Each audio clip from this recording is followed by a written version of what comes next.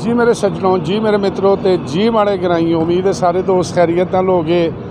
अस तुहाडा डॉक्टर अब्दुल रहमान जनाब तुहाडे सारियां दे प्यारे हाजी आलम लोहार साहब दी आखिरी आरामगाह ते लाइव मौजूद है। ते मैं तमाम उन्हां दोस्तां दा शुक्रगुजार हाँ ਜਿਹੜੀਆਂ कि मेरिया तमाम वीडियो वेखते ने, बड़ी हौसला अफजाई करते ने।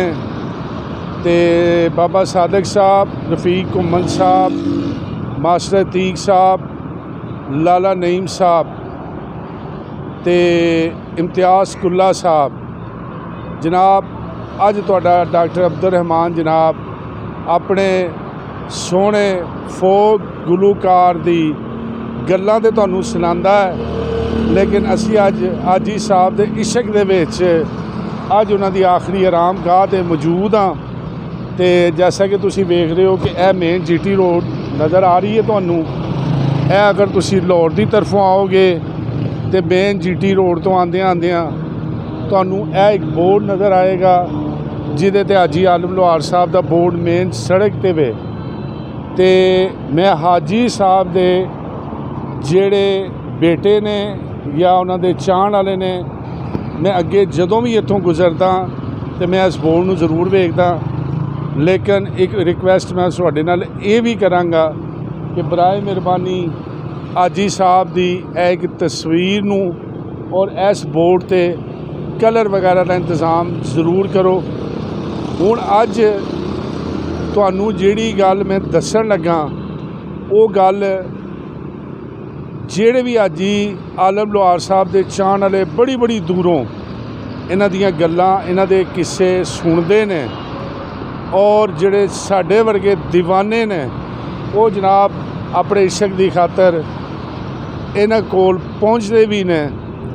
लेकिन पहुँच के एक जिहड़ी बड़ी वड्डी असी लोग हाजी साहब की आखिरी आरामगाह ते आके गलती करने आ, वो गलती तुसी जेड़े बंदे ने भी हाजी साहब की आखिरी आरामगाह ते आना है वो गलती तुसी नहीं करनी।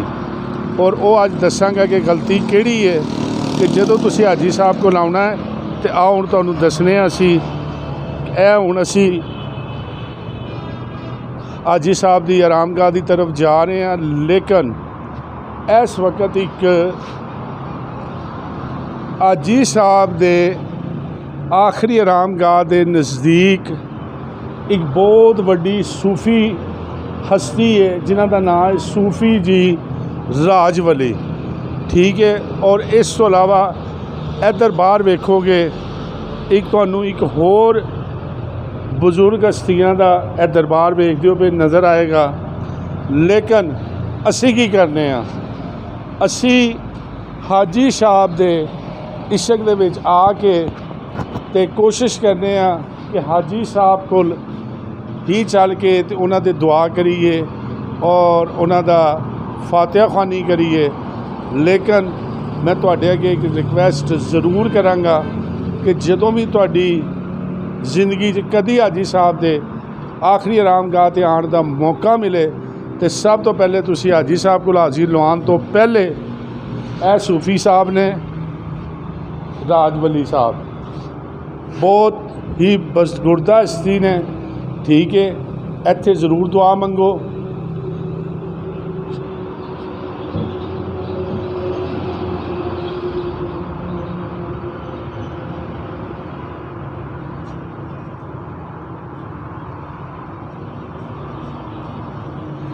उस तो बाद तुसी की करना है, ऐ ने तुहाडे ते साडे ते साडी दिलां दे राज करन वाले हाजी आलम लोहार साहब उन्हां दी आखिरी आरामगाह ते वीडियो च भी तुसी बड़ियां च वेख्या होएगा। जेड़े जेड़े दोस्त कोई आए होणगे वो भी इत्थे ज़रूर पहुँचे होणगे। लेकिन जिहड़ी एक गल मैं तुहानूं होर दस्सां कि जदों तुसी इत्थे हाज़र हो जाओ हाजी साहब दी कबर ते दुआ कर लो, उहदे नाल एक बरीक जिहा रस्ता निकलदा है। यह नज़र आ रहा तुहानूं? अस तुहानूं ये भी असी नाल दसीए, बहुत अच्छा कब्रिस्तान है, ठीक है जी। ਇਸ ਕਬਰਸਤਾਨ 'ਚੋਂ ਜਦੋਂ ਤੁਸੀਂ ਗੁਜ਼ਰ ਕੇ ਜਾਂਦੇ ਜੇ ਤੇ ਥੋੜ੍ਹਾ ਅੱਗੇ ਜਾਓਗੇ ਇੱਕ ਬਜ਼ੁਰਗ ਨੇ ਬਾਬਾ ਨੌਗਜ਼ਾ ਸਰਕਾਰ, ਉਹਨਾਂ 'ਤੇ ਵੀ ਜ਼ਰੂਰ ਹੋ ਕੇ ਜਾਇਆ ਕਰੋ, ਉਹਨਾਂ ਨੂੰ ਵੀ ਜ਼ਰੂਰ ਮੁਲਾਕਾਤ ਕਰਕੇ ਜਾਇਆ ਕਰੋ। ਤੇ ਉਮੀਦ ਹੈ ਕਿ ਹਾਜੀ ਸਾਹਿਬ ਦੇ ਜਿੰਨੇ ਵੀ ਤੁਸੀਂ ਚਾਹਣ ਵਾਲੇ ਹੋ, ਤੁਸੀਂ ਮੇਰੀਆਂ ਵੀਡੀਓ, ਮੇਰੇ ਕੋਲੋਂ ਕਿੱਸੇ ਬੜੇ ਖੁਸ਼ ਹੋ ਕੇ ਸੁਣਦੇ ਹੋ। ਲੇਕਿਨ ਅੱਜ ਅਸੀਂ ਤੁਹਾਨੂੰ ਆਪਣੇ ਪਿਆਰੇ, ਮੈਂ ਵੀ ਜਿਨ੍ਹਾਂ ਦਾ ਫੈਨ, ਤੁਸੀਂ ਵੀ ਜਿਨ੍ਹਾਂ ਦੇ ਫੈਨ, ਅੱਲਾ ਕਰੋੜ ਕਰੋੜ ਮੇਰੇ ਹਾਜੀ ਆਲਮ ਲਾਹੌਰ 'ਤੇ ਆਪਣੀਆਂ ਰਹਿਮਤਾਂ ਦਾ ਨਜ਼ੂਲ ਫਰਮਾਏ। ਅੱਲਾ ਇਹਨਾਂ ਦੀ ਆਖਰੀ ਆਰਾਮਗਾਹ ਨੂੰ ਜੰਨਤ ਦੇ ਬਾਗੀਚਿਆਂ 'ਚੋਂ ਬਾਗੀਚਾ ਬਣਾਏ। ਤੇ ਅੱਜ ਜਨਾਬ ਤੁਹਾਡਾ ਅਬਦੁਰ ਰਹਿਮਾਨ ਜਿਹੜੀ ਵੀਡੀਓ ਲੈ ਕੇ ਆਇਆ, ਉਮੀਦ ਹੈ ਤੁਹਾਨੂੰ ਅੱਜ ਇਹ ਮੇਰੀ ਵੀਡੀਓ ਜ਼ਰੂਰ ਪਸੰਦ ਆਈ ਹੋਏਗੀ। ਇਹਨੂੰ ਪਸੰਦ ਵੀ ਕਰਨਾ, ਇਹਨੂੰ ਲਾਈਕ ਵੀ ਕਰਨਾ, ਤੇ ਹਾਜੀ ਸਾਹਿਬ ਦੇ ਚਾਹਣ ਵਾਲਿਆਂ ਨੂੰ ਇਹ ਵੀਡੀਓ ਜ਼ਿਆਦਾ ਤੋਂ ਜ਼ਿਆਦਾ ਸ਼ੇਅਰ ਵੀ ਕਰਨਾ। ਤੇ ਮਿਲਦੇ ਹਾਂ ਹੁਣ ਹਾਜੀ ਸਾਹਿਬ ਦੇ ਕਿੱਸਿਆਂ ਨਾਲ, ਤੇ ਮਿਲਦੇ ਹੀ ਹਾਂ ਤੁਹਾਨੂੰ ਇੱਕ ਨਵੀਂ ਵੀਡੀਓ ਨਵੇਂ ਕਿੱਸੇ ਦੇ ਨਾਲ। ਰੱਬ ਰਾਖਾ।